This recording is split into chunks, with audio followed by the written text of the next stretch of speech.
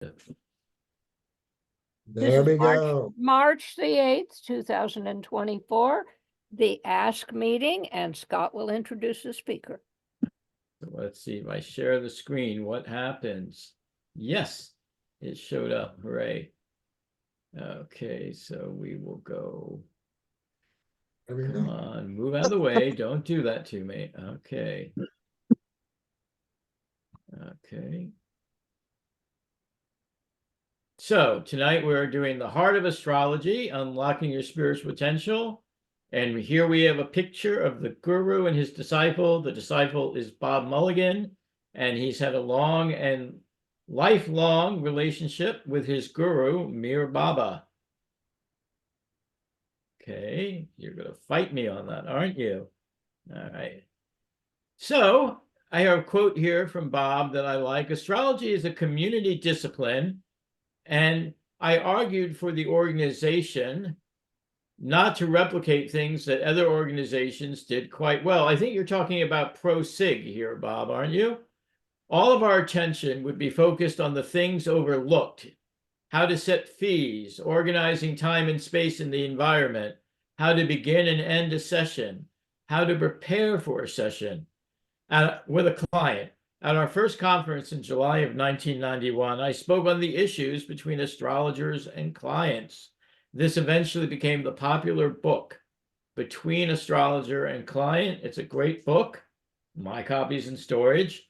They still use this book at Kepler College. And here we see that Bob has the trans-Neptunian planet that has to do with family and groups and organizations at the midpoint of Jupiter and the trans-Neptunian Vulcanus, which is an intensifier. So this means Bob carries a lot of strong benefic energy for organizations. I thought it was very interesting that on his chart, on the 90-degree dial, across the dial, which means it's either a 45-degree or a 135-degree aspect in the regular 360 chart, his ascendant equals the asteroid Stargazer and Apollon in the same degree. And so that is, others see him as a successful or productive astrologer. And even Bob has renown as a stargazer, as an astrologer. Looking at Bob's chart very quickly, and unfortunately he was born in Illinois, and my software programs don't like it when you're born in Illinois because of some timekeeping practices they were engaged in, fiddling around with standard time and daylight time. But Bob has Mercury conjunct Hades very tightly in his chart, so he's a very good one to talk about the history of astrology with, and I imagine he would be very gifted as a Uranian astrologer, since Mercury Hades is that signature. He's a card-carrying member of NCGR, ISAR, I know how corny, AFAN, I think AFAN has another name, but God, don't ask me what it is, OPA, and the co-founder of ProSig, which was a special interest group in the NCGR that was just for professional astrologers. Here's tonight's chart, which we already went over, and I note the Uranus Valentine and the Mercury Neptune. And here is a lovely picture of Mir Baba, and that is our very short introduction, except I will say, I remember the first time I saw Bob at a UAC, and we kept passing each other in the hall, and he had long hair down to his shoulders and was wearing like an Indiana Jones type hat.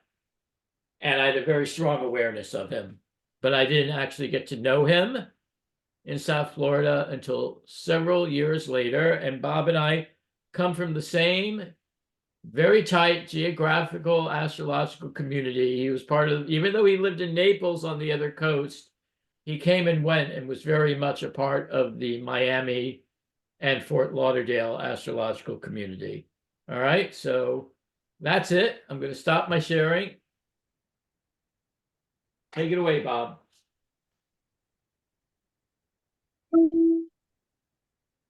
Where did you go?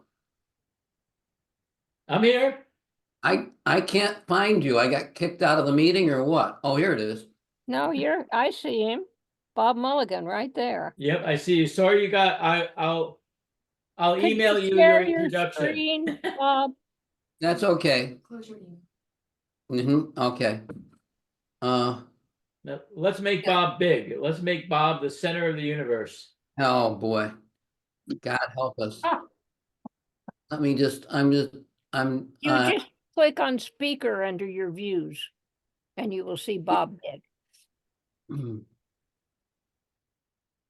okay. Yeah. Well, as was said in the introduction, astrology is a community discipline, which means that we all teach each other. We learn things from each other that we wouldn't know if it wasn't for the fact that we were all together and doing something. I'm presenting tonight a condensed version of the second chapter of the book that Scott and I and Yvonne Paglia have been working on to bring into print here for a bit of time. And, you know, I keep being struck, and it was interesting sitting in on your. Whoops. Bob, I accidentally muted you. Please unmute. If you don't like what I'm saying, you can just mute me again. The other thing I was going to say is that I'm going to talk for a while about what I have learned over the last 50 years of doing astrology, peppered with what I've learned over a number of lifetimes leading up to this one. But my point is that if you have a question that pops into your mind while we're having this time together, you don't have to wait to the end. You can chime in. I'm okay with that.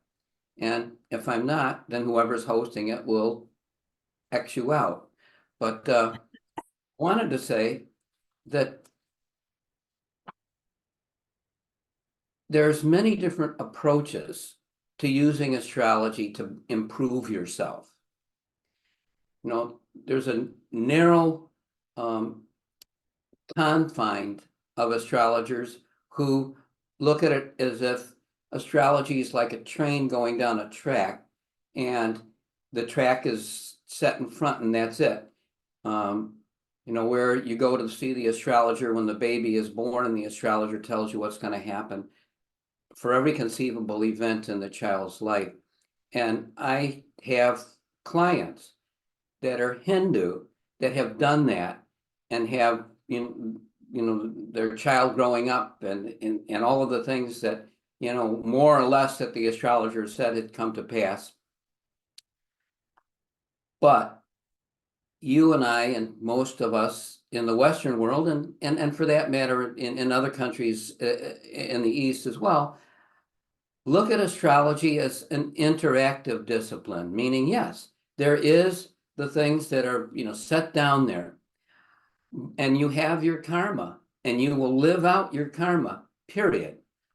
And it is also true that you can undo pieces of your karma, that you can override things that were written in the stars, so to speak. And somebody can argue, well, that must have been written somewhere else because it was, you know, from a God's point of view, it all already happened. Why did I get interested in this? You know, I had a successful practice of correspondence school. And by the way, I write a free newsletter, comes out every month. And if you don't take it, you probably should. It's all you have to do is to go to my website and say, sign me up, and you get it every month. But my point is that there are a ton of different ways of approaching astrology. Astrology is so vast. What I have found is, and what I'm presenting to you here are the bare bones of what I think of as the simplest way to take this on, the whole idea of becoming a better person. I call it, you know, looking for enlightenment, God realization, wanting happiness, peace, any of these things that we would think of as higher. But in the long run, it really boils down to what's the reality? And the truth of the matter, and I can assert this completely on my own volition.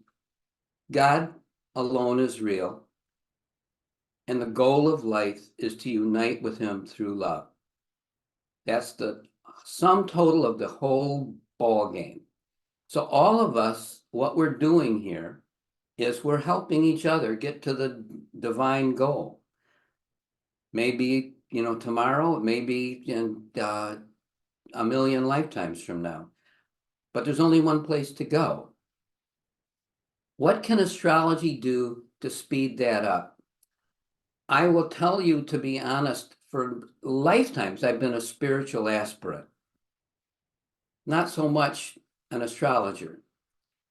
And when I started doing astrology in 1973, I took like a duck takes to water. It just was totally natural and was completely immersed in it. And I was just getting ready to publish a series of textbooks, which I had worked on all of my professional life in 2004.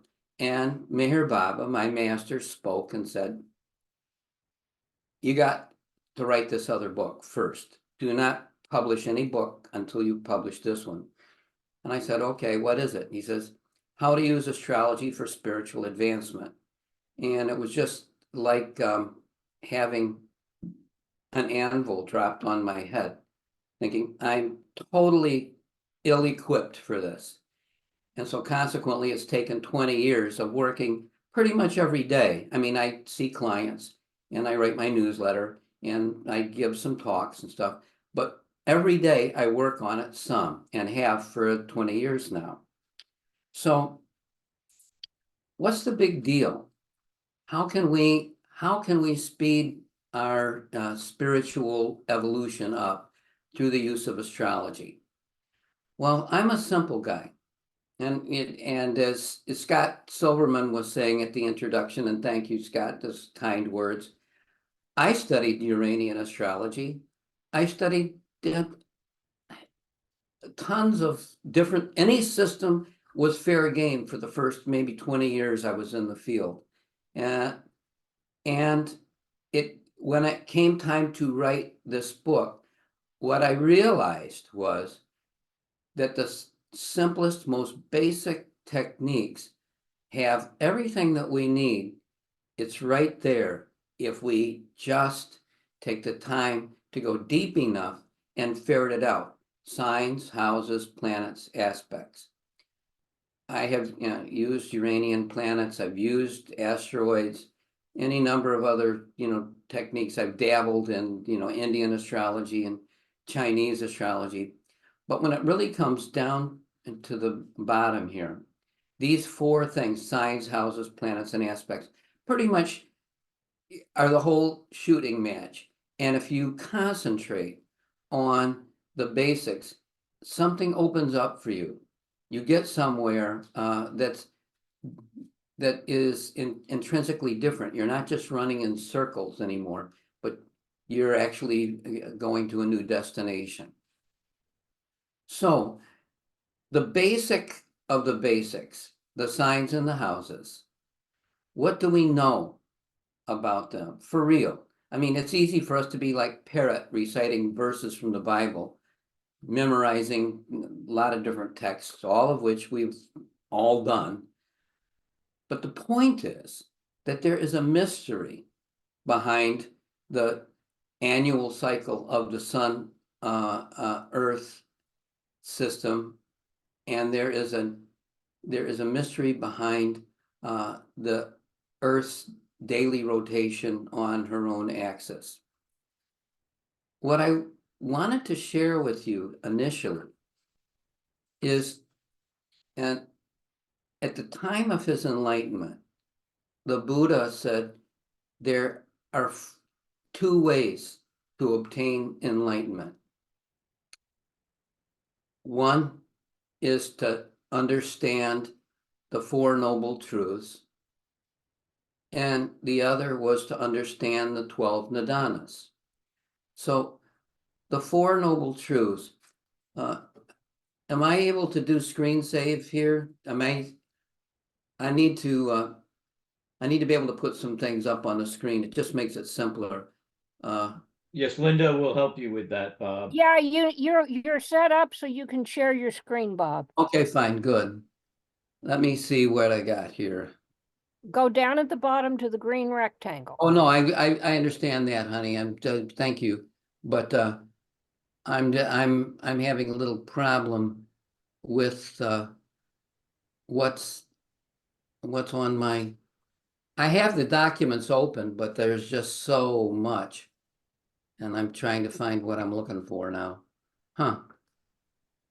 Well, I actually did a practice session a couple of hours ago just to make sure all of this was working. Okay, well, let me see. I apologize. Just take your time. Yeah. It's worth waiting for. Yep. Okay.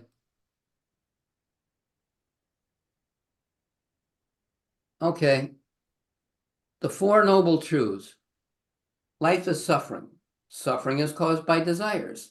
When desires cease, suffering ceases. The Eightfold Path is the way to end desires. Well, the Eightfold Path, the right beliefs, right aim, right speech, right conduct, right livelihood, right effort, right mindfulness, right concentration. That all makes sense. I mean, yes, Mars rules desires. Saturn rules suffering. Mars creates the suffering that we experience through our Saturn from one lifetime to another. The Eightfold Path will write this, write that, write this, right livelihood, right speech. This is the same in every religion. The Zoroastrians have good thoughts, good words, good deeds. The 10 Commandments in Judaism. Christ telling people, do unto others as you would have them do unto you. That's Jupiter. Okay, so it's pretty easy to translate the Four Noble Truths into something we recognize astrologically. And that's totally a valid a way of going about looking at a chart. And there are other chapters of my coming book that I've done that with these. But I was teaching a class, and it was in 1974. I was teaching a class on the zodiac. And I was blessed that I had really gifted students. I was at the University of Illinois, and all the ex-graduate school students seemed to, gravitate to studying astrology at the time. And I stumbled on this book, the Zodiacal Symbiology by J. Henry Van Stone. And in it, he took the 12 Nidanas that the Buddha was talking about, dependent origination, and he collapsed it into the zodiac. And I thought, that as soon as I saw it, I said, this makes perfect sense. So I'm going to show you this. And then we'll put them together with the zodiac. So what are the 12 Nidanas? Well, basically, everything starts with ignorance. In other words, if we were smart, we would never incarnate. We would never have taken action. We'd never have come into creation. So we are ignorant. But out of our actions, we create karma. Out of the karma, we come to have consciousness. The consciousness is the awareness that is necessary to see the karma and to experience it. So what happens with the consciousness? It creates name and form. It's through duration. It's through memory. It's through the extension of time that we come to give name and form to things in our material world. So what happens? The name and form starts to come together. We have a synthesis, and from that emerges our senses, the five senses of our physical body, and plus reasoning. That lays the basis for contact with the external world. So we touch things, we hear things, we see things. Out of that, we develop preferences. This is sometimes translated as feelings. All of these words, are from old Pali manuscripts, and they've been translated a number of different ways. But the preferences can either be, you either like it, or you don't like it, or you're neutral. If you like something a lot, it becomes a desire. And our desires trap us. And out of the trap of our desire, we cling to something that's higher, that lifts us out. It's whether it be religion, a spiritual path, but something brings us out, and that whatever we cling to eventually takes form, and it enters the realm of what is in the Nidanas is called becoming. Well, when we enter becoming, we've taken this higher ideal. You can think of it as Jupiter, and we manifest it as something material like Saturn. So clinging leads to becoming, and becoming is like impregnation. It is a period of gestation, and it brings about birth. And birth implies that something begins, it has to end. So birth brings us to suffering and death. And when we die, we're still left with the original ignorance, and we go through another cycle. Now, I wanted to show you something that might make this a little easier to grasp, because when the Buddha gave this to his disciples, his chief disciple Ananda said to him, "Oh, that makes perfect sense. It's so easy to understand. It's clear as a bell." And the Buddha said, "Don't talk that way. This is very deep. It's very difficult to understand, but it is essential." And when the Buddha talked about understanding the Four Noble Truths or understanding the 12 Nidanas, he wasn't talking about surface knowledge. He was talking about being able to live it, where it becomes a living principle. That is a deeper kind of understanding than what we would normally use the word to mean. Now, I wanted to show you this because I think this makes it clearer. If you can understand what we have here, ignorance is like Aries. And Aries leads to Taurus. We know that, the signs of the zodiac. Dane Rudyard said in a talk that I was in that every sign is a revolt against the sign before him. Of course, he would say that he was an Aries. So that was his picture of it. But he was saying, the Aries wants to not be part of this nebulousness that is the Piscean imprint, where everything is everyone. And there was an astrologer, again, almost everybody that I was chummy with, other than a handful of you, and Scott being one of them, most of my friends at the early level, they're all gone. But there was an astrologer who was a very colorful fellow named Richard Eidemann, who used to say, Aries is me, here, now. where Pisces goes, not me, not here, not now. It's like there's that nebulousness of Pisces, and Aries coming in on the heels of it is like it's the definite and grounding of the individual self. Now, Taurus completes the circle that Aries started. You know, Aries was linear motion, and Taurus is the circle. It closes on itself. So actions have reactions. You know, you do something, it doesn't magically, the energy comes in, it doesn't magically disappear. Something has to emerge from that energy. And so that energy coming into being is as our karma.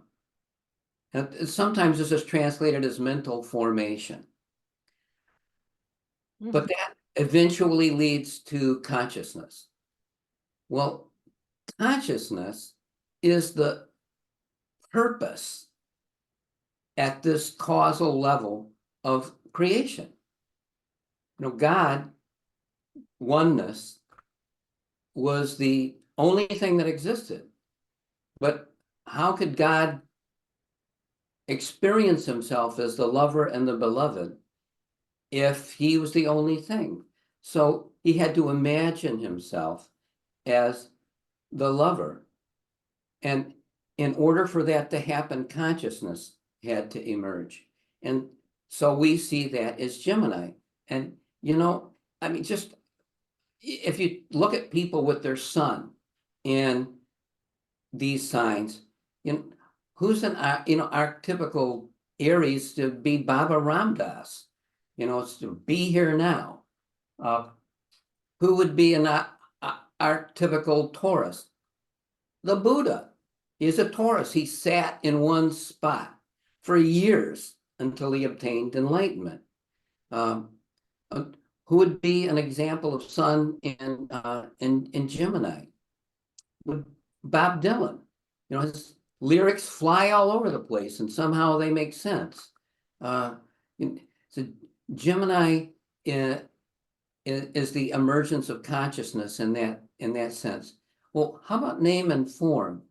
Well, what is the Cancer principle? You know, there's some people that belong to the family and some that don't.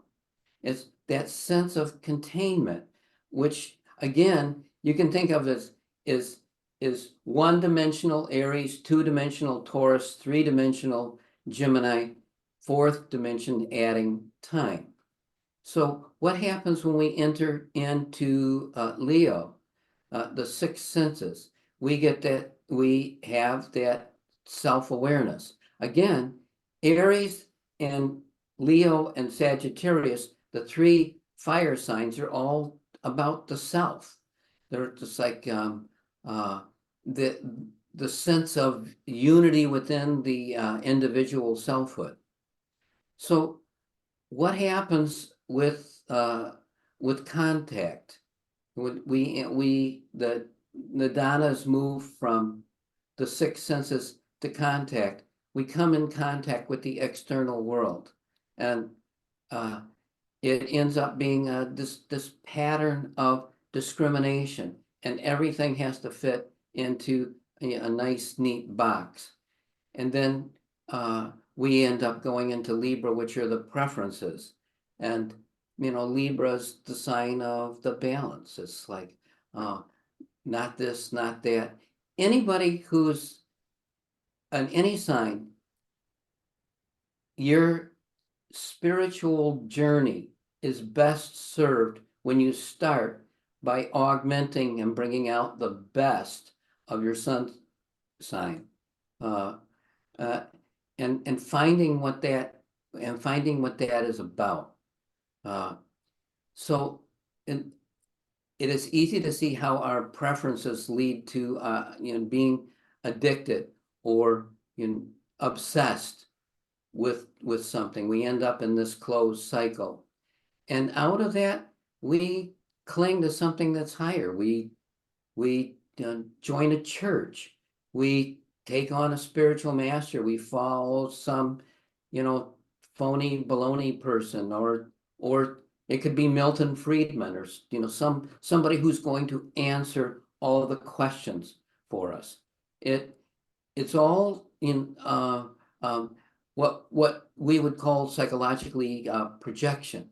We escape our own limited prison momentarily. Then that sense of freedom has to somehow be trapped, brought down. It has to be made real. And that's where we enter Capricorn. The ethics of Sagittarius ends up becoming the foundation in Capricorn. It ends up being, the hierarchy. The people below you do what you want, and you follow what your boss says. And then what happens when we enter Aquarius? It's again finding that uniqueness, finding that individual selfhood. And when we talk about birth, we are creating something new. And in the process of doing that, of course, there is a complexity that comes out, and we revolt against the what would we call the absent-minded individuality of Aquarius, and enter into the realm of Pisces, where we connect with everyone and everything. I wanted to show you what happens next, which is that we get we may come back to that diagram in a minute here, but I'm trying to introduce as many principles as I can here quickly, which is, let me see, where, 12, 4, 9, 2, 7.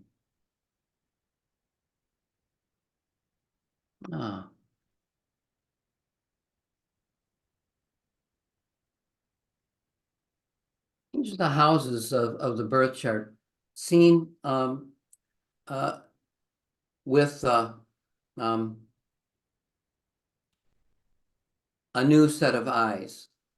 In other words, these meanings are built on the backs of what we commonly know about them already. We think of the first house as you, yourself. But from a spiritual point, we can look at it as an interface between the inner you and the environment, meaning that your physical body isn't just a lump of clay. It isn't just an external object. You identify with it, and it ends up being the thing that allows you to be here in the physical world, to have karma, to express it, experience it, and to eventually develop consciousness and take the journey back to God, and have that experience of unity with everything and everyone. So what happens in your physical body becomes increasingly more important, particularly if you're not an earth sign. Earth signs are more naturally connected, usually, Tauruses particularly, but all the other earth signs more naturally connected to the earth plane. But what happens when you're an air sign or a water sign? A lot of times you end up living in in your head or in some other center. And spiritually, it becomes very important that you explore and come to recognize what this interface is about.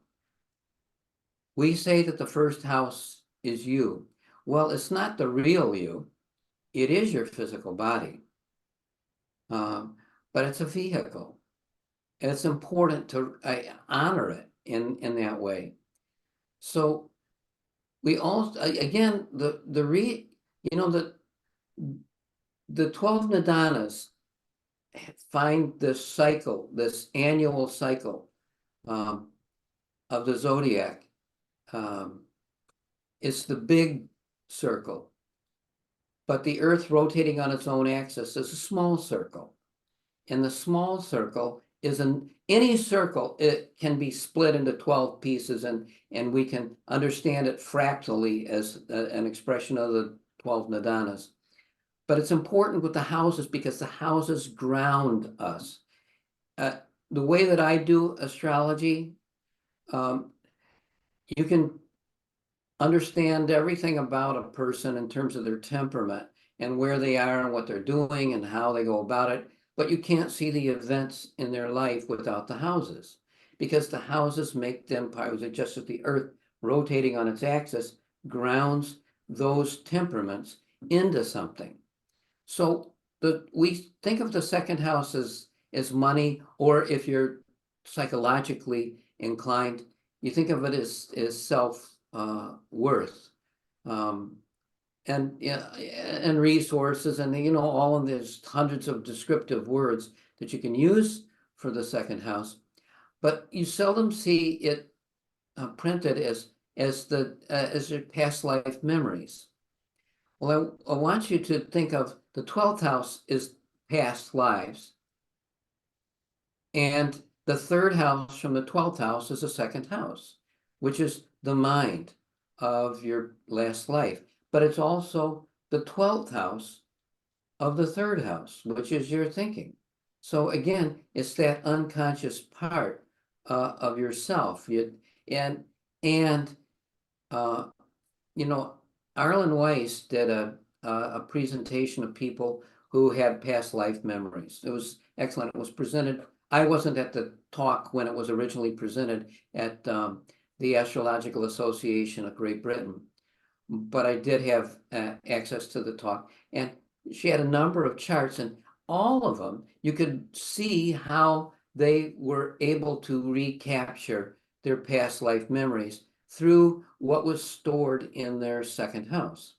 So the second house, again, is the memory track. It's the repository of the past. So when we're looking at using our chart for spiritual advancement, it's a helpful mechanism for understanding that it functions in that way. Now, we think of the third house, we think of it as siblings, our neighborhood, our thinking, things that happened in early childhood, and any number of other descriptors, all of which is true. And it is also true that the third house is the silly putty. It's the thing that replicates, it copies, it picks up things from the immediate environment. It's not a matter of creating something new. It's being able to assemble the things that are there immediately in the environment. So what happens with the fourth house? The fourth house is families, grounding, all of the things that we normally think of as the fourth house. And in Uranian astrology, that the house system that they use, they talk about your connection with the genetic pattern and your history, your ancestors and such, all of which is true. But what's important for us as spiritual aspirants, it's where we place our feet. It's the ground underneath us. It's how we eventually are able to stabilize. And it's a simple thing. If you take off your shoes and you walk on the grass for 10 minutes, your body will harmonize with the frequency of the earth. And that grounding is very significant, it's very important. And so the sign and what you have in your fourth house paints a picture of how it is that you find it easiest to connect with Mother Earth. And when you do, eventually the family that you experience is no longer a biological entity, but expands to something much larger.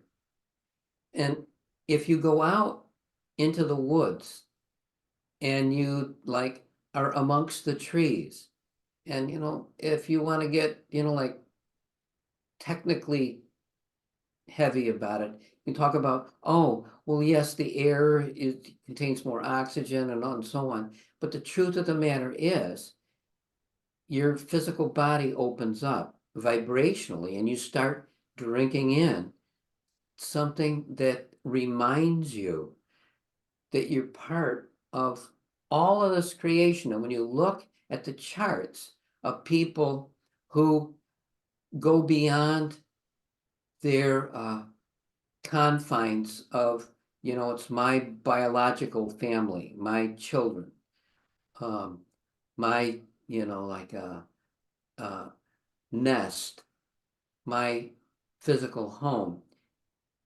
And you realize, well, it's like, oh, well, what about people who dedicate their life to, something larger, like the country, or to ecology, or to the planet? The fourth house always tells the story of how that person came to that more expanded picture of what family is about. So the fifth house is the most mysterious. I mean, we all know, yes, you have children, and the fifth house is your first child, but it's also the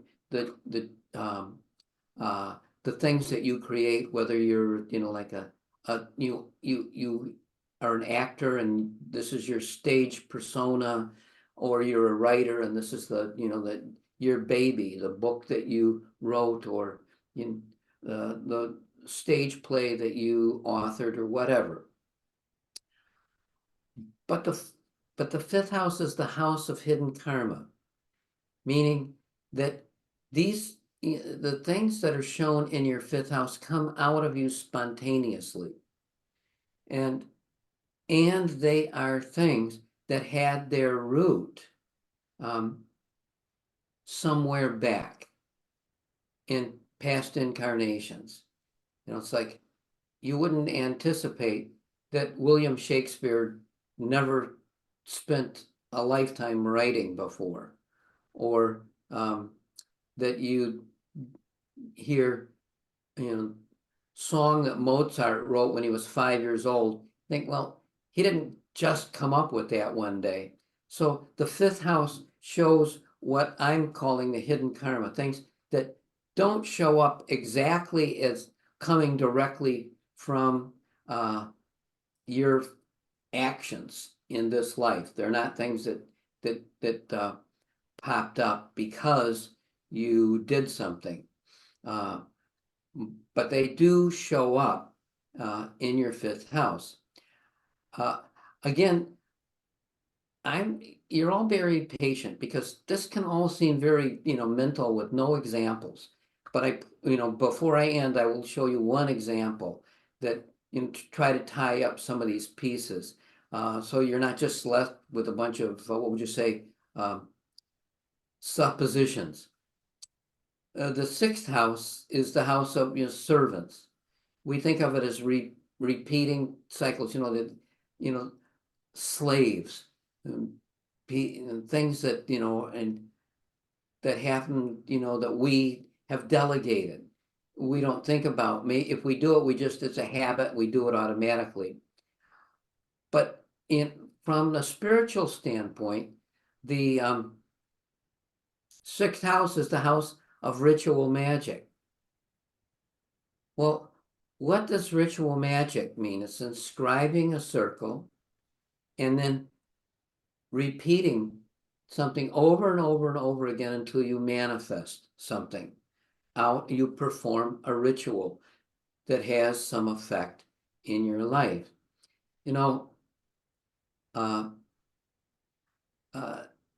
when the Buddha was in the flesh, there was a Hindu Swami that saw him on an island with a bunch of his disciples, and he walked across the water and came and bowed down to the Buddha, and the Buddha said to him, "That was very interesting. You performed this task of walking on the water.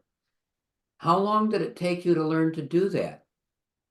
And the man said, "It took me 30 years of work to perfect that." The Buddha says, "You're an idiot. You spent 30 years of your life doing something that you could have had for an anna from the boatman." In other words, so many things that we think of as we want to perform some magical action to make it happen. Yeah, you can do that. I was talking to an advanced soul in India years ago, and he had done a lot of yoga and stuff, and he could levitate and stuff. And I says, "Well, you do all of this magic." He says, "Oh, levitation's nothing. Now television, that's magic." And I thought, well, he's got a point there. That's something that is beyond our comprehension. But my point is that when we expand our understanding of the sixth house, we start seeing things that we do in a repetitive fashion that brings things that brings things about. You take somebody like Jerry Garcia, was an excellent guitarist, a banjo player, piano player. Well, you look at his chart and you say, "Oh my God, he had all this past life experience and this and all of that." Yeah, but it's true. But he worked at it. He said, "Music is my yoga." And he would play the slow scales on his guitar for hours every morning before lunch. Anyway, but my point is that the sixth house is the house where we perfect things that we're working on. Now, the seventh house we think of as partners. And I just wanted to add to that. These are components of ourselves that we've projected onto other people. And we gain them back by association with them. And that's why, they say the seventh house describes your marriage partner and stuff. Okay, these are all things that aren't external to you. They just have been beyond your grasp. You have projected them outward.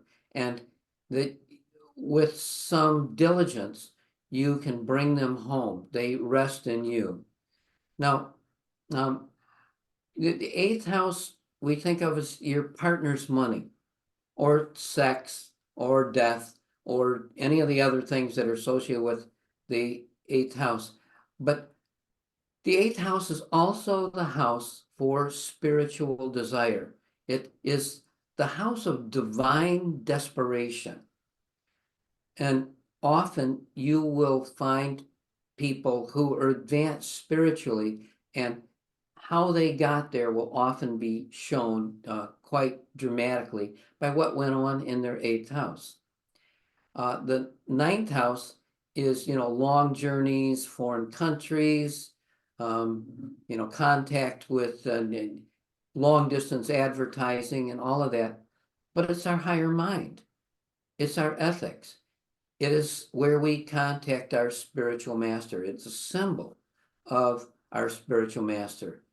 And again, it's when you're looking at the charts of advanced souls, it becomes very clear. It describes quite directly how that operates. Now, we think of the 10th house as the house of your career, your boss, public standing, but there's a certain inevitability behind what's shown in the 10th house, which is, we think of Saturn as the Lord of karma, which it is, but the 10th house is not karma in that sense, but it has an inevitability, meaning that regardless, you will do it. You will do what your 10th house indicates. it happens. You know, if you go back 300 years and you were doing people's charts and you were trying to decipher from their chart what they were going to have as a profession, it was simple. They were going to do what their dad did, because that's what people did in those days. And so the 10th house ended up having, you know, the significance of father, but also a career. But the point is that there is a prescription, and it shows what your contribution, what your service is to the world. Now, the 11th house, we think of hopes, wishes, friendships, and so on. Again, if you take the 12th house as the house of secret enemies, well, the 11th house is the enemy of your enemies. And as Chairman Mao said, the enemy of my enemies is my friend. Well, what does the 11th house mean? It's our alter ego. It's the things that we admire in other people and that we are magnetically attracted to. So how the 11th house functions in your chart shows what qualities you're looking for to have resonance with in your pattern of connecting with others, and how that relates to you in this life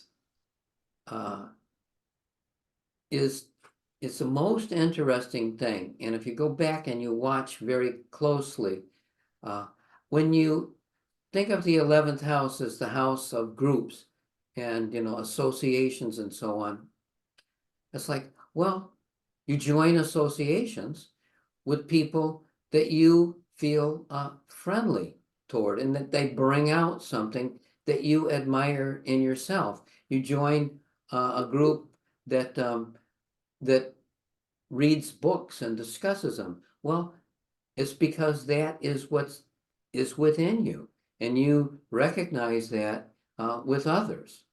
Now, the 12th house, sometimes referred to as a house of self-undoing, the secret enemies, where the 7th house is the house of open enemies. But the 12th house is the spiritual path. And looking at what circumstances surround your 12th house tells you what steps you must take in order to start manifesting the spiritual gifts that are within you. Mary Vorzak, who long since passed away, I studied medical astrology with her. She referred to the 12th house as Aladdin's cave, because those are the things inside of you that are true gifts. They're majestic. And if you look at the charts of people who are famous writers, or the actors, or they, you know, are great musicians, the 12th house will tell you the things that they had to work on to get there. You know, the famous public speaker had Mercury in the 12th house. Well, he had a cleft palate. He had to, you know, work to overcome that to become this motivational speaker. So again, the houses of the horoscope tell some great story. And as I say, the spiritual meaning of the houses explore that and carry us to a new dimension. Now, I do want to mention again, I know I'm trying to pack too much information in here. It's my my difficulty with life. Anyway, I'm going to talk about the planetary deities.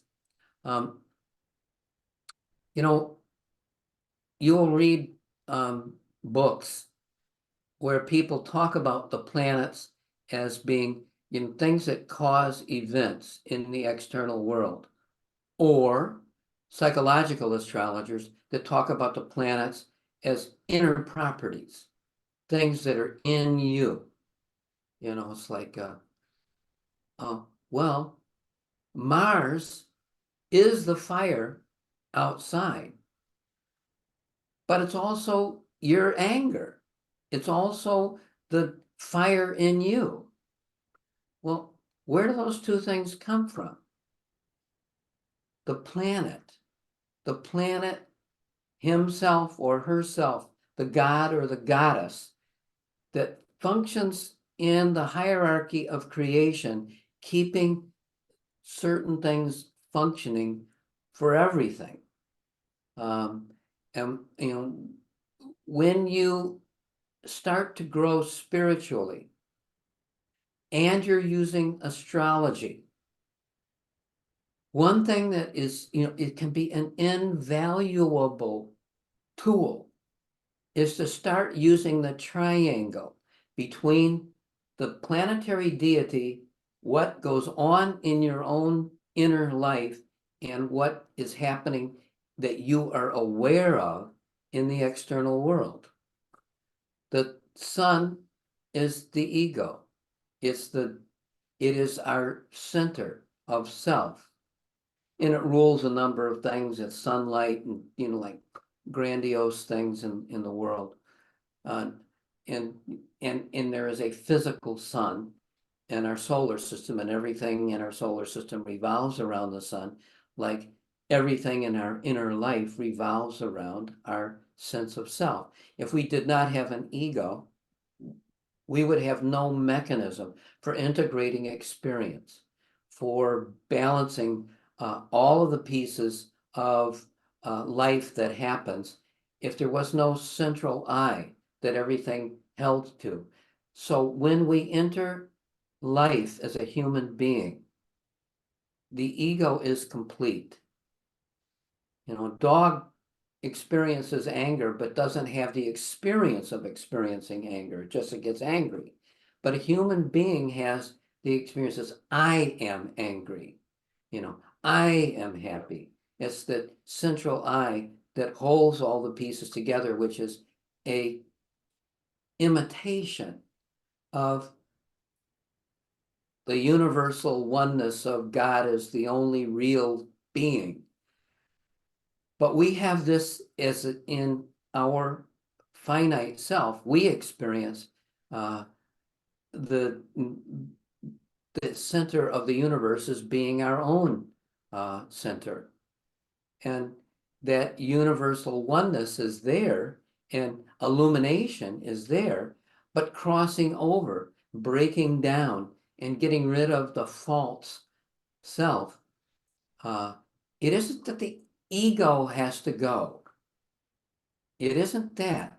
You go, but not the ego. The ego is transformed into your universal individuality. So something that happens that's quite unique to the human being, and every particle of being in the universe eventually goes all the way through evolution and takes form as a human being and will eventually become God realized. So we see the sun as the inner being, our inner sense of self. But we only have one sun in the solar system. But we have many egos, people who are all experiencing that. And how do we, how is it that we live in the realm of duality where we have all of these various suns going around? Well, the moon creates the creation itself. It reflects the light of the sun. And, the moon always faces toward the earth. And the dark side of the moon we don't see. One of my favorite, studying the goddess Kali in India, one of my favorite illustrations was a goddess Kali stands at the creation point, at the Om point, with her back to the creator. She does not see the creator. She always looks into creation. She sees creation. It's an amazing image. And Kali, of course, is a stand-in for the moon. One of my favorite sayings from one of Rumi's poems was, tell me the story again of how the sun so loved the moon that he dies every night so she can breathe. It's that sense that, you know, the goddess mother of creation is there and will help us, is infinitely approachable. And I've told you, many of you who study with me, that I was very smitten by the mother moon when I first started doing astrology. She came and awakened me and allowed me in some small way to do service for her. Now, Mercury, we think of Mercury as, communication, and obviously Mercury has two functions. It is sense perception, touch, taste, smell, hearing, sight. But Mercury also rules reason and logic. It's the mental life, and that's why the Buddha talked about there being 6 senses. Well, Mercury's role in creation is to create duality, splitting things into subject and object. And you experience your world as there's an object out there and you perceive it, and you have a replication of it inside of you. It's a most amazing thing. And that sense of duality, of course, is the last thing to go. Our mind is the last vestige of finite selfhood that gets surrendered. Well, what role does Venus play in our spiritual development? Well, you know what? Everybody, whenever you've had that feeling of bliss and you're just so happy, well, guess what? You had a glimpse of the inner planes of consciousness. It was the beauty, it was the love that captured you, that brought you in. And Venus, the goddess of love and beauty, symmetry, is there. And that role that she plays in our life becomes so incredibly important. We wouldn't go on the spiritual quest if she did not awaken us. We can say that she becomes our positive motivation. Speaking of positive motivation, there is also the inverse, negative motivation, which we can see as Mars.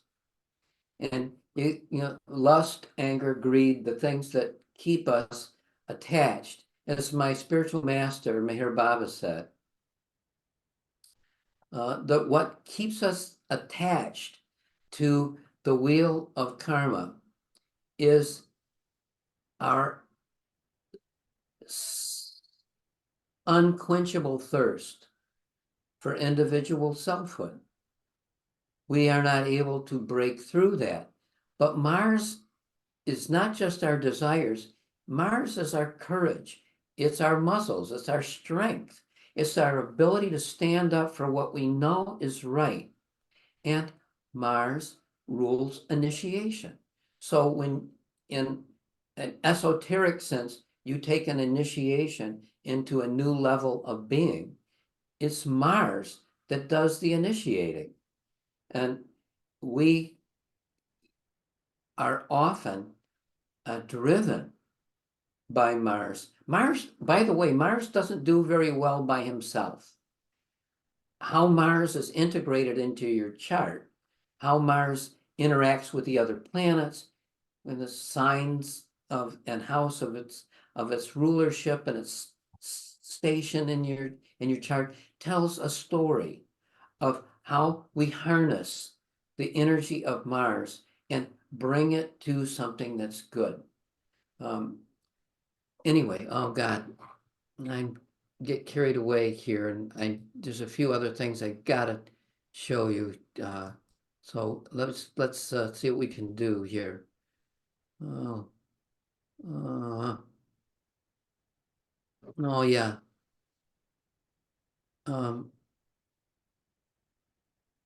You know, the Jupiter and Saturn are what we call the social planets. You know, your Jupiter shows how you were socialized inside your family of origin, how you grew up, you know, what you were taught was okay behavior, the rules of the game, the ethics, the religious principles, the what was good to do.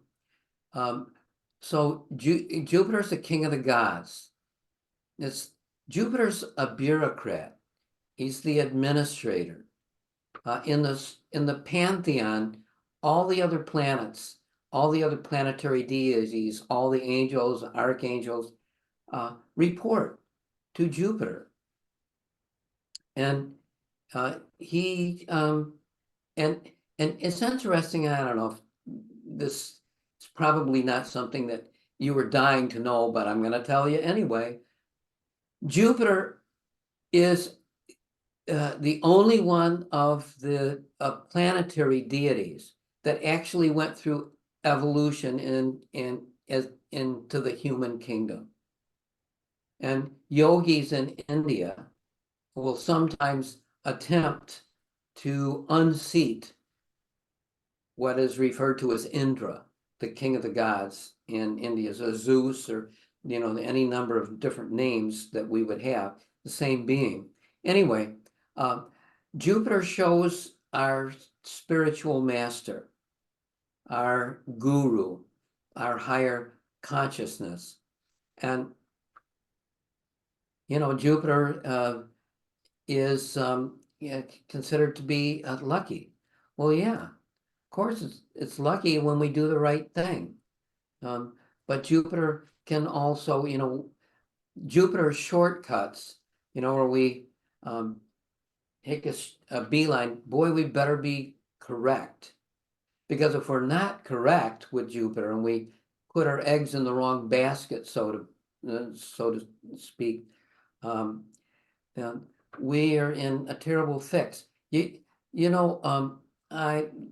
I mentioned this in another talk that I gave recently, called the hierarchy of the planets. When Michel Guaquelin was doing research on the planets, he got like 500 of the top Nazis charts, and he looked to see what planet would stand out, if there was any planet that would stand out as being, a variable where it showed up strongly in everybody's chart. Well, guess what? It was Jupiter. And the really committed Nazis were putting their faith in a false god, a false Jupiter. In 1943, if you were to go around in Nazi Germany, people were not praying to God for Hitler. They were praying to Hitler, period. I had a client that, had grown up, and she was saying in school, she had, that she had eaten half of somebody else's sandwich, and the teacher didn't just chastise her. She said, "What would the Fuhrer say?" It's like people were so devoted. And so Jupiter often tells how we invest in a false idol or a meaningless ritual, a meaningless, celebration at a temple that has no higher significance. But Jupiter does, and Jupiter rules all of those ceremonies, all of that type of stuff. But at the same time, Jupiter is also the path to our own higher consciousness. And when you're God realized, you find out that your higher consciousness, your higher intuition, and your spiritual master were the same.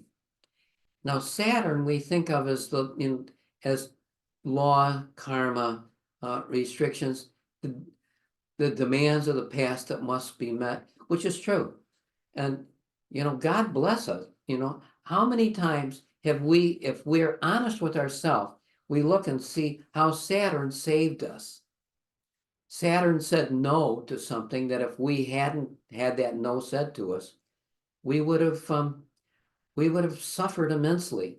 You have a strong mental impression. You want to do something, and you keep doing it, and you keep doing it, and you keep doing it. Well, if something intervenes and stops you, and it's a bad thing that you're doing, what a lucky break that is. Your karma intervened and stopped you from a mindless repetition. Anyway, it's a long conversation, but that is the path with Saturn and Jupiter. Jupiter rules space and light. Saturn rules sound and time, and the intersecting lines of time and space create the web of everything that we see and experience in life. So they are the mechanisms for creating the world that we see around us. Uranus, Neptune, and Pluto are the key signatures to the spiritual step up. And the spiritual path changed dramatically between 1778 with the discovery of Uranus and 1930 with the discovery of Pluto, when the three outer planets became integrated into human consciousness. The spiritual path changed. Yes, God was always there, the planets were always there, and people took a step up and became, enamored with the divine and went and joined union with the absolute from millions of years. Long before this earth was here, souls were doing that. But something unique happened here on this planet during this couple of 100-year period.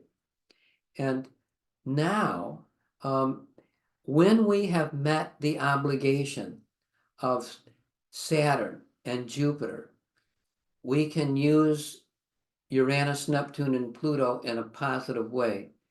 Before we've, done what we needed to do with Jupiter and Saturn, we trying to use Uranus, Neptune, and Pluto for our spiritual advancement, we get crushed. There's it's like you're just learning how to ice skate, and suddenly you're in a hockey match with the Blackhawks. It's like, oh God, you get creamed.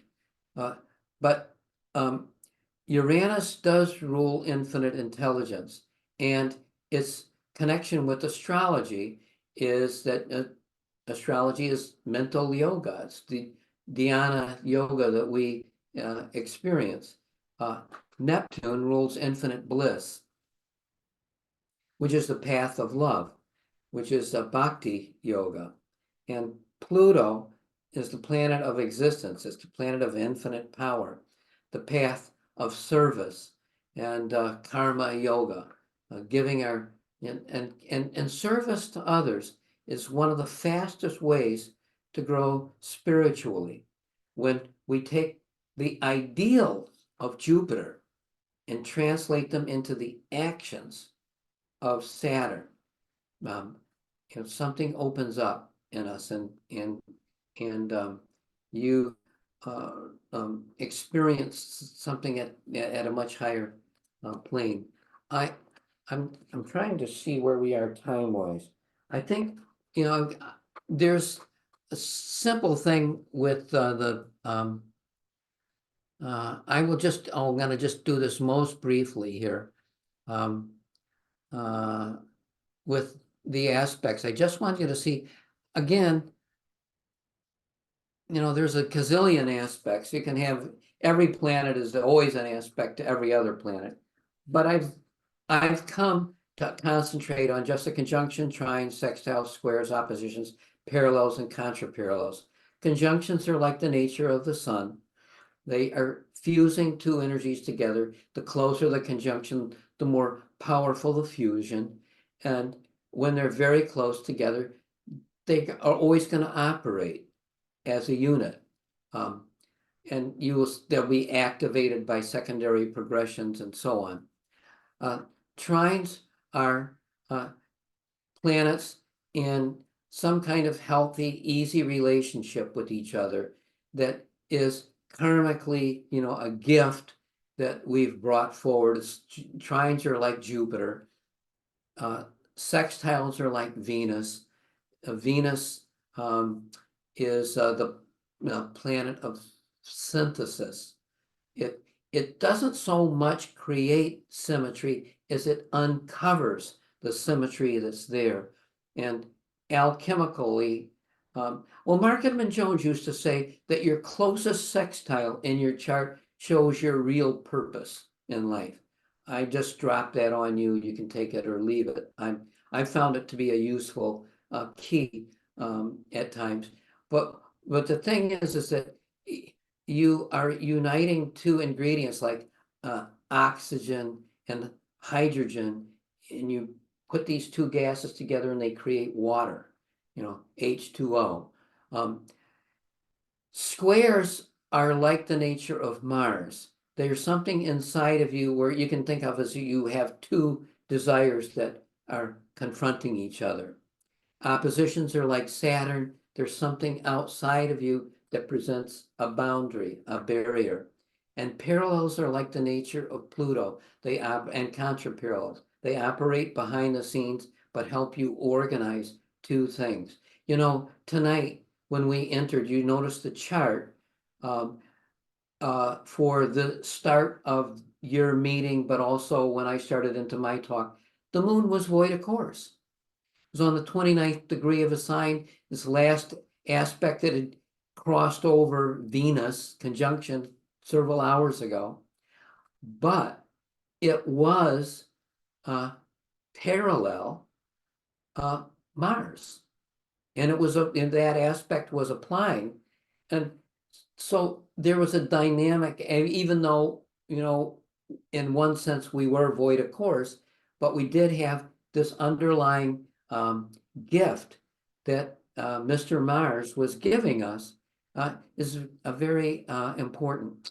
I don't know why I want to tell you this, but you know, I took a workshop from Lee Lehman years ago, God knows how long.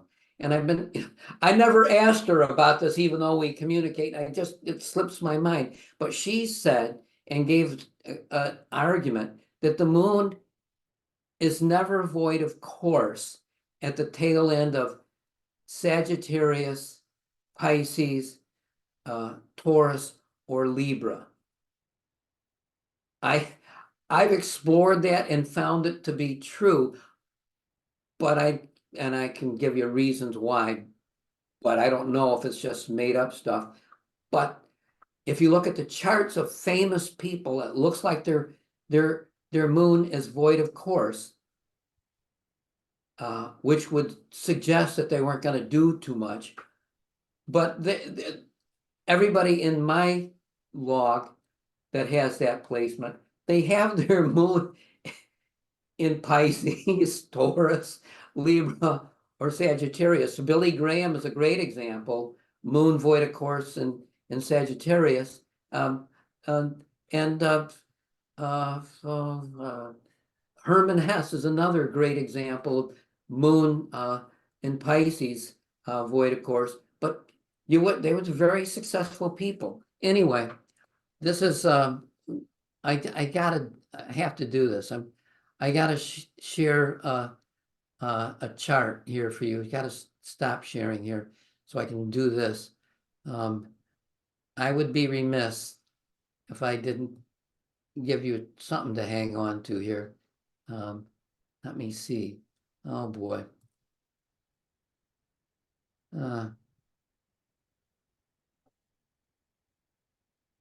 Okay. Let me. Oh boy.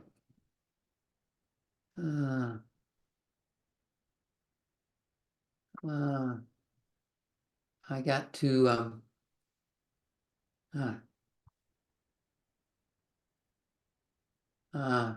I got to get you out of here just long enough to straighten this out here.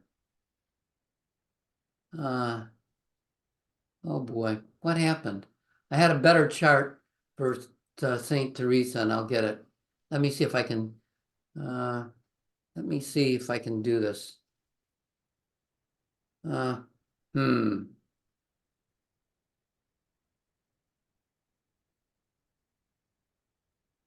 boy.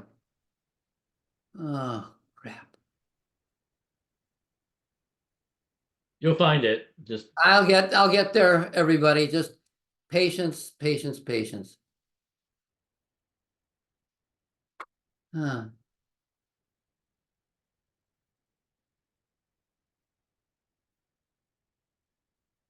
uh, uh. Well, this will have to do. Okay. All right. Let me go back.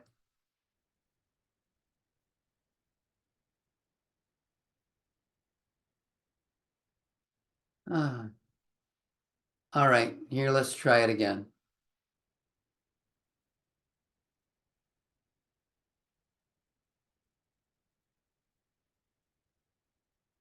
All right. Well, this is the best. I had a better chart, but this will have to do. This is the chart of Saint Teresa of Avila, and she led a most amazing life. Matter of fact, she was born at 5 a.m. April 7th, 1515. As near as I know, and not just because it was given, but because of work I've done on the chart, I'm convinced that her birth time is accurate to the minute. Anyhow, here she has Venus. Again, one reason it's important to use this chart is she's an Aries. And I've heard people say, well, Aries people are, that's the beginning of the zodiac. They're not very evolved. And then they go around the zodiac and then they get to Pisces and they're, that's the more spiritually evolved. And yes, Aries is simple and direct. And you go around the wheel and you get to the most complicated, most complex sign of Pisces. But here, this woman who was instrumental, and she was I believe, the second most important figure in Catholicism after St. Francis for bringing the religion of Jesus back to the surface. So here she's an Aries. Venus is retrograde, conjunct the ascendant.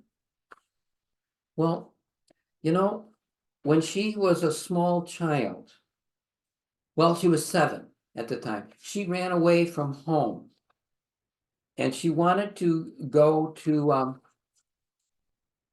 the south part of Spain and attack the Moors, who were, controlled. The Spanish part of was controlled by the Islamic people, and she wanted to become a martyr for Jesus, and she she determined that she would just go down there and be killed.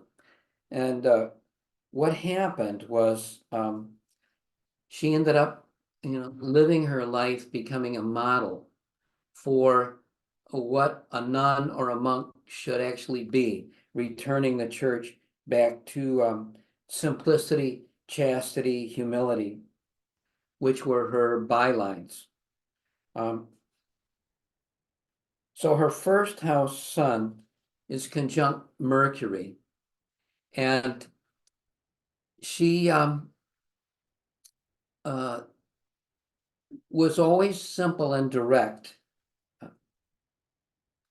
Her Uranus shows her innovativeness, her spontaneity. Mercury and Jupiter are in sextile, which is so important because people with Mercury sextile Jupiter just tell the truth. It's natural. Their finite mind and their higher mind are directly linked. Sometimes that's true between Mercury and Jupiter when they're trine, but slightly different. Anyway, so her Mars being conjunct Jupiter shows that desire to get out and to kick up the fuss and to go on with life and to have it be an adventure. And that was definitely her path early in life. Now with the sun in Aries and the moon in Virgo, her confessor told her to be completely open and completely honest when she wrote her autobiography, which she did. And she used the moon in Virgo to structure and organize her spiritual practice that she left behind her when she passed out of this body. The most amazing documentation of how somebody applies the rules of the inner planes of consciousness and goes on to a higher life.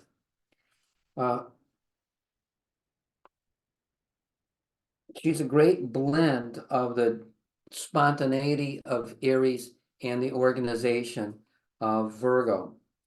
Now, her Pisces ascendant, I found this most interesting, that she would spontaneously levitate when in mass.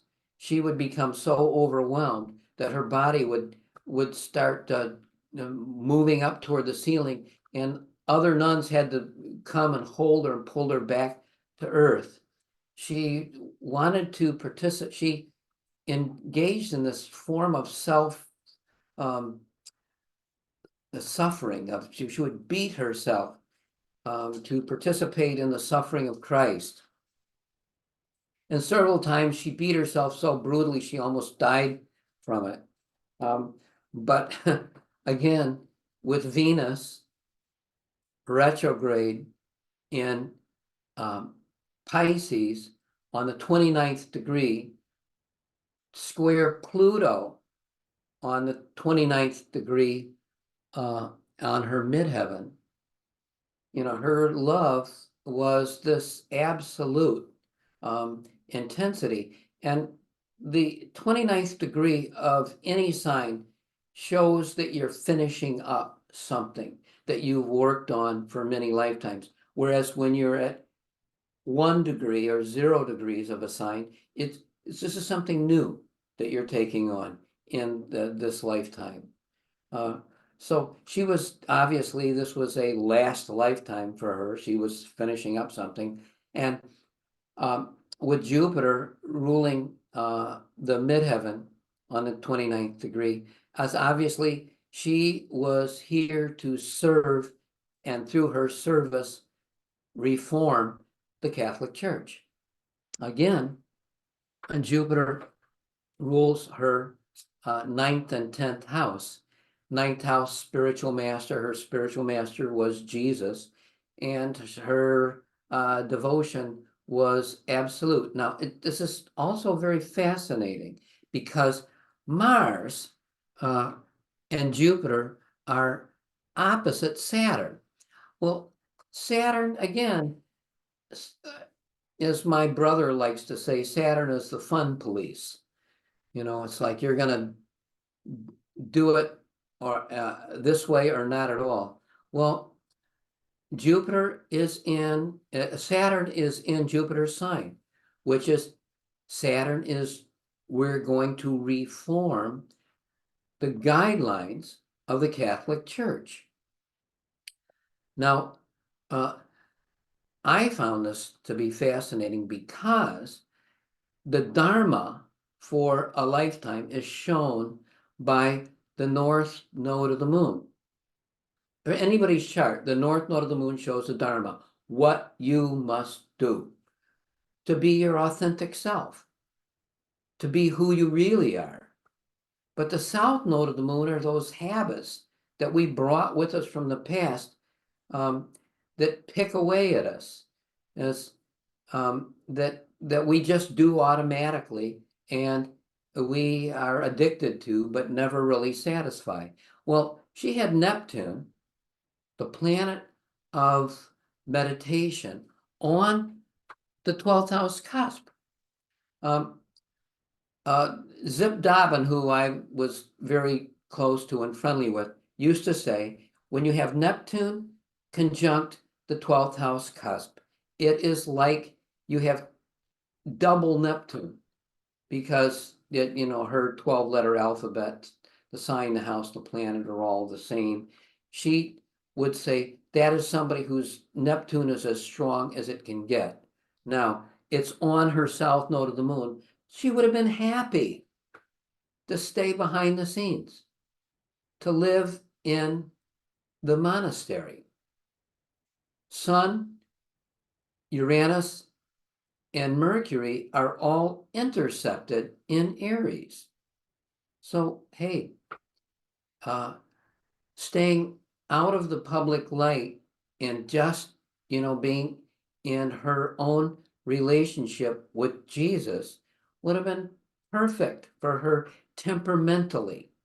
But her Dharma, what she had to do, as Krishna says to Arjuna on the battlefield, better to do your own Dharma poorly than somebody else's well. Well, what was her Dharma? Well, she had an Aries, she had, the Leo north node of the moon in the 6th house. She had to serve the 6th house, serve others, and put herself forward, that Leonian, here, this is what has to happen.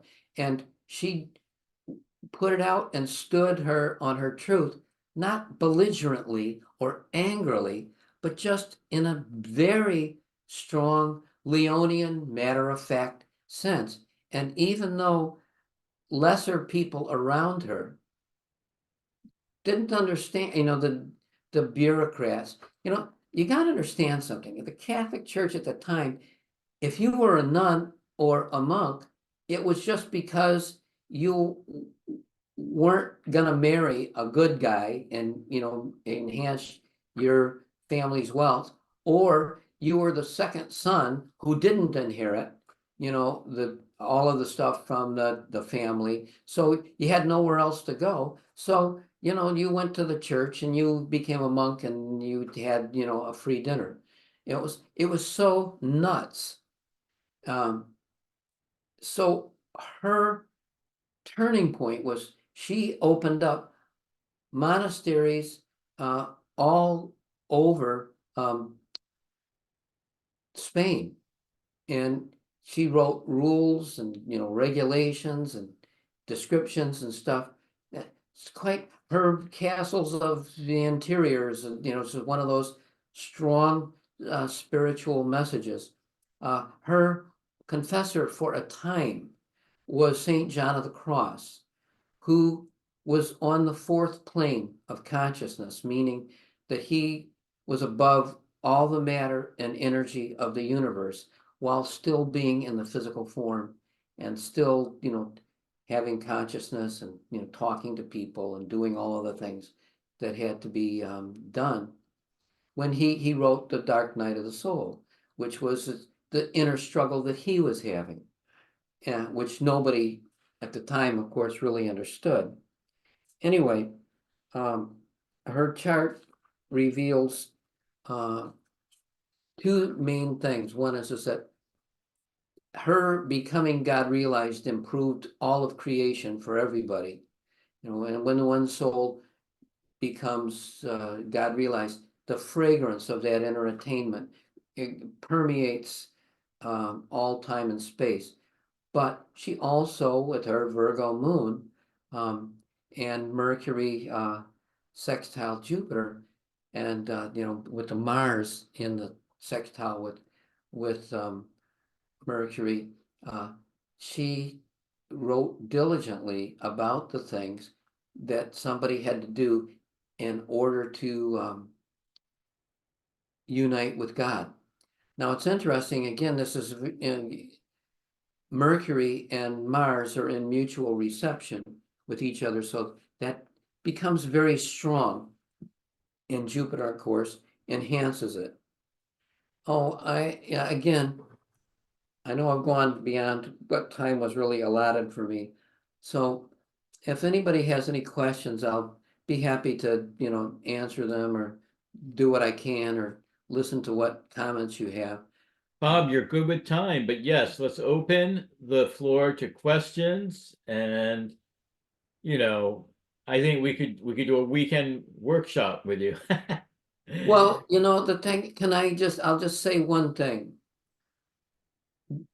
The first chapter of this book that I've worked on so many years is called The 5 Gifts of Astrology, which was given to me. Mother Astrology appeared in a dream. And I just happened, I was walking, I was in the middle of this blizzard, and I was in tattered clothes, and my mother was in tattered clothes. She was holding my hand, and we were walking along. We had no food, we had no place to eat or to lay down. And I just felt this immense love for her. It was overwhelming. And I looked up, and she was astrology. And I knew that she loved me, and I would do anything for her. And when I was first struggling with this book, trying to put all the pieces together, she said, there's the starting point. Here are the 5 gifts that I give you and I give to anybody who's studying astrology. And the gifts are tolerance, timing, comprehensiveness, self-understanding, and a spiritual path. I could, again, and that was what the first chapter of the book is about. But once you become, and they're essential in order to grow, I mean, people do all kinds of crazy stuff, and they find as Swami Vivekananda said, there's many paths up the mountain, but only one mountain. And it's true. And I've just tried to share with you pieces of the puzzle of what I know to be true. Everything in my book so far that is there something that I can verify from my own experience. It's like I was born with past life memory, so that was not something that I had to verify. But even with that being true, on 1974, on Thanksgiving, I went and spent the day with Marcia Moore, who invented this technique of past life regression called hypersentience. And Did she use ketamine? Did she use ketamine with that, the drug ketamine? She did. I mean, that was, but I knew her before she was doing ketamine. Okay. But she did end up, and she wandered off into the woods somewhere and disappeared, and her body was never discovered. But that was, we were in contact at the end of her life. But I knew her before she got connected with this doctor and they started doing ketamine. And we did workshops together where we would regress people into their past lives. I had their birth information. I would go and look up the details of whatever they came up with. And it was pretty fascinating. So I did the due diligence at that level. But I'm saying it's like people say all kinds of stuff. And, it's most astrology books aren't very good. Matter of fact, lots of them are just lousy, but there are some excellent, excellent, excellent astrology books. And, we, as I say, we all help each other. Every astrologer that's made some contribution to the field, it's like I honor them. It's a most amazing thing. Anyhow, I'm still Well, on Bob, let me ask you this. First of all, how long have you been working on the book? And I believe the book is called, it was called in the beginning. No, it's now it's called The Heart of Astrology. The Heart of Astrology. That's Perfect. That's the title of the book. And it'll come out at some point under that title. Did Mir Baba tell you to write a book on astrology? Is that correct? Absolutely. I have a series of textbooks for my correspondence school that I was going to publish and make available to everybody. But they've been manuals. But Baba said, before you release any book, you can write articles give talks or anything, but don't release a book until you write this book on using astrology for spiritual advancement. And was Baba on this spiritual plane, or had he left it when he told you that? When I came to Meher Baba, he physically manifested in front of me. I got down on the floor, I put my head on his feet and said, I surrender to you completely. I've never felt separate from him since that moment, which was in June of 1970. You can say my doom was sealed. But he left his physical form in January 31st, 1969. So he had appeared to me a number of times in the 60s. But in 1970, I was studying with a yogi, a very, very advanced yogi. And, when Baba first appeared to me, I said, hey, I know loyalty counts for something. I'm with this other guy. And Baba just smiled, leave everything to me. And 2 weeks later, this yogi, who I had a very strong connection with, came to me and said, our work is done 100%. And he made this gesture, you are a free man. And so I'm sitting there and just puzzled. Now what? And then Baba appeared again. And I'm not talking about a mirage. I'm not talking about a vision. I'm talking flesh and blood, physical body that I could touch and hold in my two hands right in front of me. And Baba smiled, held out his arms and says, well, okay, you win. And I realized I'm hooked. So I got down on the floor and surrendered to him. And then, I was under trying circumstances. So he and I were in continuous conversation. And then, for years and still are, but in 2004, when I was getting ready to publish these books, Baba said, don't do that until you've written this book. And I've always kept, until that moment, I'd always kept my spiritual practice, my spiritual life completely separate from my work in astrology. I mean, I always had Baba's picture on my desk. And when a client came in, I always gave them Baba's name. Baba's sister, Mani, who I was very close to, said, don't be so greedy. Always give people Baba's name. And then, okay, I have. But until Baba asked me to write this book, my spiritual practice was private. My professional life was over here. And of course, they infused each other in some Yeah. way, but I never thought of putting them together in this way.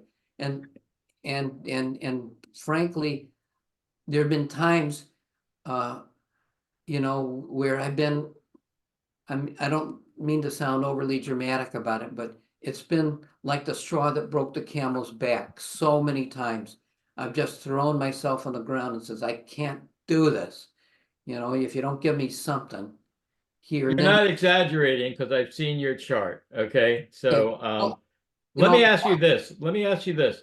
I'm going to open the floor to questions from people, and I want you to finish this current thought. And then if you'd be willing to tell us a few of the books you think are the ones that matter and are worthwhile for astrologers to read, I think that would be great. Okay, I'll be happy to. But just to finish the thought, I turned a corner because I never talked, it's like I don't have any saints or, like visionaries, or I never talked to nature spirits or to the planets or anything like that. But at one point, Baba just said, look at you, he put his arm around, Mother Nature and says, talk to astrology. She's as real as creation, as real as the Kali Yuga. And she started guiding me, and I started talking to the individual planets, and I learned many things about how the zodiac operates and the planets. And I in the early years when I didn't go to her because I thought it was sort of, I don't know, I'm just Johnny One Note. I didn't want to clutter up my mind with all the other things, Well, I didn't want to do astrology either. I thought that was a big weight, but I did. And here I am, and it's his will. What can I say? So anyhow, yeah, as I said, oh, there have been times and time again when Mother of us all, Mother Astrology, has come and said, just take this. And she would give me a little something, and it would be like a seed that magically grew into something much bigger in a short period of time. Anyway, that's my. What did the mother of astrology look like in your dream? Oh, the thing is, you got to understand something. I'm not a terribly visual person. Okay. It's not my forte. When I did the diagrams for my correspondence school, I had an artist, Leela Bruner, who's a fantastic artist, with the time was living in Omaha. She did the graphic stuff for me because she knew I was just, I don't conceive, I'm auditory. I process through hearing. Anyhow, Okay. so she takes form for me as what you would call maybe an elder. She's she has a beauty, a physical beauty, but it's not what you would think of as a model. It's not like like a hot chick, or like or a stern nun, or even like my biological mother. There's a sweetness to her. She looks actually kind of like Saint Teresa of Avila,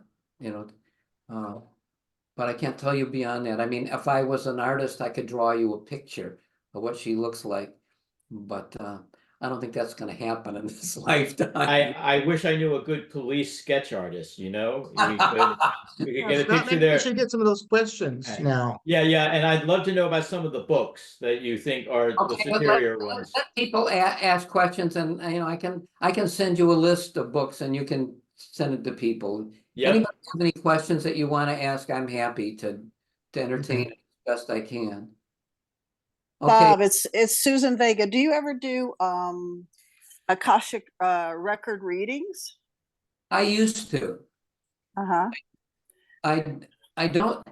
I find there are other people who do that. You know, it's like and that's fine.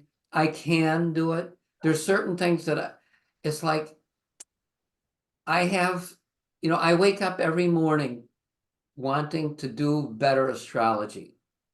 And you know, that's my profession. That's what I'm here for. So I have certain healing techniques. I have, you know, that a certain amount of ability to do past life regressions or to read the Akashic records or stuff like that. But it's a huge absorption of energy and time. And it's not, again, I have a few good hours every day now, and I have to use them for exactly what, you know, I'm supposed to be doing with them. You know. Did you ever hear of Elizabeth Barron? She was in South Carolina. She was a psychic who channeled St. Catherine. It was St. Catherine, I don't know, St. Catherine. I can't remember the other part. She was she was very good. I had a reading with her in 1990. My whole family did, actually. Yes, I knew her name. I never met her. I don't know anything really about her. Yeah, she was very good, and you know, told me a lot of things that happened like 10 years later in my family, and she was incredible. St. Catherine of Siena. Right, Thank yes. you. I could not Dominic, thank remember. you. Sorry, St. Catherine. Yeah, that's Yeah. it. Okay, well, nobody else. I'll just tell you, these are just off the top of my head. I believe that there are a number of books that it behooves every astrologer to read. I think every astrologer, regardless of what system you practice, you should read The Combination of Stellar Influences by Ronald Eberton. Regardless of your system, you absolutely should get a copy of and must read The Zodiac, A Life Epitome by Walter Sampson. That I believe that there's a book that's been long out of print called Mundane Astrology by Bajian, Harvey, and It's coming back into print yes, from Wessex Astrologer, and we should just all email them and tell them to hurry up, but it will be out sometime soon. Yes. Great well, book. I wrote a review of it, and I didn't even know it was out of print, and I got done with it. I was writing it for Celestial Vibes, and I found out it was out of print when I was done with the review. I was like, and here's where you can get it. And then I went on and said, you have to buy a used copy for $800. I thought, what? And so I called Aswin Subramania, who lives in India, and I said, look, I'm writing this review for your magazine, and you always told me to only write reviews for books that people can actually get. And I said, but this is out of print. He says, oh no, go ahead. Let's run it anyway. And so I wrote this review, and Nick Camp read the review, and he went ballistic. He went through the ceiling. He was so overjoyed with it that he called Susie Harvey and Nick Bajian's wife, because both of them had died. And he called their wives up and says, "Is it all right if we have this reprinted?" And he sent the review to Wessex Astrologer, and they went ballistic too. They said, "Oh, this is great. This would be magnificent. We'll redo it." Now, I had asked Nick Campion to update it because there's stuff that's not in his book that's come out since then that would be a great addition. All he said he would do was he said he would write a new introduction. I don't know. I think it is being updated. I hope Bob. so. Yes, that's what the delay has been. Leela, did you have a question? We can't hear you. Yeah, you're muted. I was gonna tell Bob if he wanted to see what Leela Bruner looked like. Oh, because I he know, closed his Leila. I eyes. know you. Thank you. Happy Shiva Ratri. Yeah. You remember? Oh my God. I had one of the most intense dreams of my whole life on Shiva Ratri when I was in India. You know, it's the night of Shiva. It's for those of you that aren't blessed with a long background in Sanskrit or I think we can safely say that's the room. yeah. Yeah, I think we all have that problem.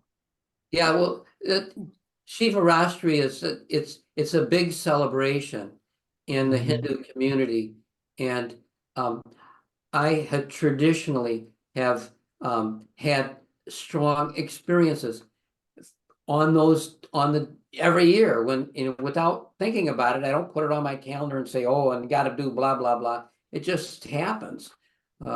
So one time when I was in India in '76, was walking down the street in Pune, in the old city of Pune, and I was on my way to an incense shop, and there was a woman who must have been 100 years old. I don't know. It's old. She was stark naked, smeared with ashes, and carrying a trident. And she had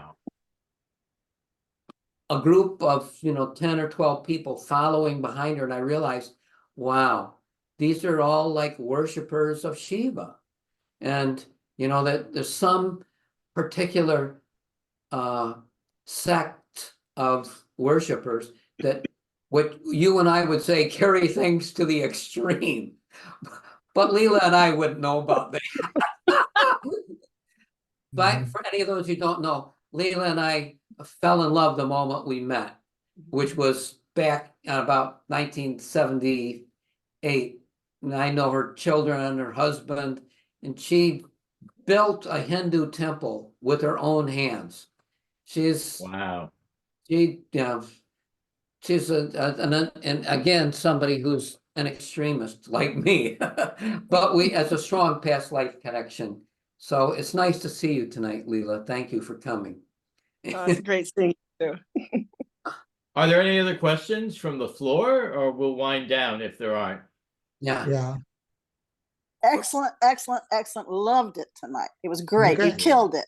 Oh, well, I'm glad that you got something out of it. And In fact, I gotta read you one thing from the chat you may have missed. Dominic, who doesn't just say this sort of thing, the most original presentation of the 12 links of dependent origination that I have heard. Thank you. oh, thank you. Oh, I'm glad. It's the 12 links of causality, called the 12 nidanas or dependent origination. I've studied it for decades, and the writings on it, even by people who study it all the time, tend to be very, not obscure, but when Katie would read something that I had written on it, she'd say, "Well, you know what?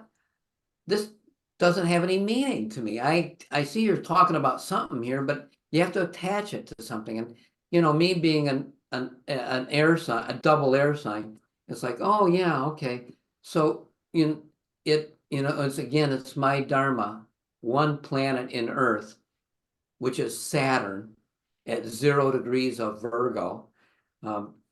It's like I had to, and again, it's only been relatively recently, although I have a bunch of videos on YouTube, and I did a talk on the 12 Nidanas back maybe a couple of years ago, but I believe that I could do it better now. I could make it more, what would you say, grounded, more pertinent. But I thank I you think for, it's a factor. Anybody who does any kind of writing or talking, you get it done, and then, you know, a month later, you want to do it all over again. oh yeah, well, yes, it's that way, you know, you Yeah, know, we keep trying to perfect it, you know. yeah, It's like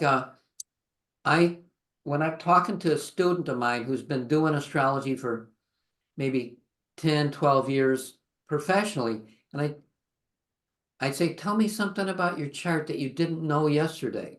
It's like, oh God, I studied that years ago. I don't need. I said, no, you should be learning something about yourself exactly, every day. I exactly. agree. Every day, Yeah, you should be learning yeah. something new. Yeah, it's you know, I'm almost sure it's every day, but it's always developing, it's always changing and Yeah. you know, spreading out.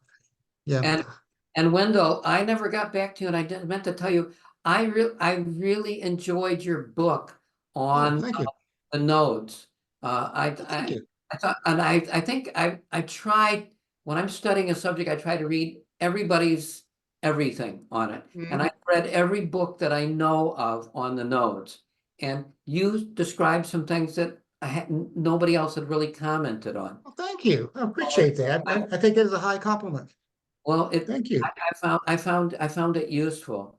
And again, anybody who is into studying the notes, you know, Wendell's book is good. There's also Stephen Forrest's book called Yesterday's Sky, which Yes. it is sort of a benchmark for looking at, you know, how one lifetime relates to another through the nodes. Yeah. Anyway, Yeah, because I wasn't really heavily on the reincarnation aspect of it. yeah, But yeah, it was good. I was yeah. good. Good. Yes, that's just my personality. I'm not, I don't, I like to stay with the things that we can talk about in real, and because Well, the other stuff is, you know, it's there and it's wonderful and it's magical, but you know, yeah, personally, I'm more oriented toward the objective side of things. you know, you have to deal with, to be authentic, you have to deal with what you know. Yeah. And if you don't deal with what you know, you're just, you know, it's Mhm. like so much blah, blah, blah. It Yeah. cares, you know, like deal with what you can verify out of your own experiences. Anyway, That was great, a great talk, Bob. I really appreciate it. I'm looking forward to it, and you did not disappoint. okay. But I think we better call and at least adjourn the meeting if Oh, people want to yes, hang yes. around and talk for a while, and we do that. You know, I gotta tell you, I've been hanging on by a thread. I had a rough night last night. My health is not good. And my health is generally very good. So Thursday. the moon being in parallel to Mars helped me sail through this. Yes. Good old Mars. Anyhow, Thank you, all, Bob. thank you for being patient and putting up with me and attending. And Sure, Bob, yeah. we'll keep the group updated about what's happening with the book and IBIS. You know, Okay, yes, so I you have appreciate. at least 5 or 6 people here that are saying they can't wait to see the book. So Oh yeah, well, it'll be coming as soon as we can get it there. I gotta tell you, the problem is, and the reason that I wanted to have IBIS publish my book rather than some other publishing company, and I have not, I mean, I'm friends with other publishers and stuff and things, but I was very close friends with Alan Oken, and IBIS published all of Alan Oken's stuff, and he and I spent a lot of time together, and you know, yeah, um, he's passed on now, and you know, it's you know, that period is over. But I also know that from other authors that they had an editor when they were working with IBIS that knew astrology.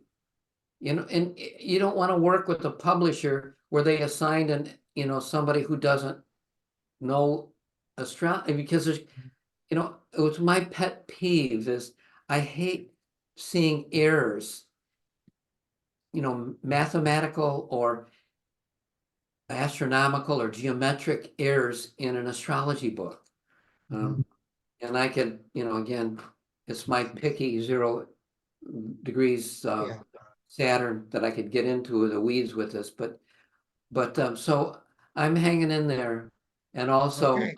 I have the north node of the moon at 0, I mean at 5 Taurus, and my 7th house cusp is 3 Taurus. And I'm I like the Taurian energy of Ibis. We'll leave Okay. it at that. Well, I'll see how that works. Okay, Okay. so do we want to stop the recording now, and then we can, if you want to hang around and talk, we can? Anybody has anything that they want to say, or ask me about, I mean, we totally just scratched the surface in all of this, but it's hard to say anything meaningful unless you put out the bare bones of something.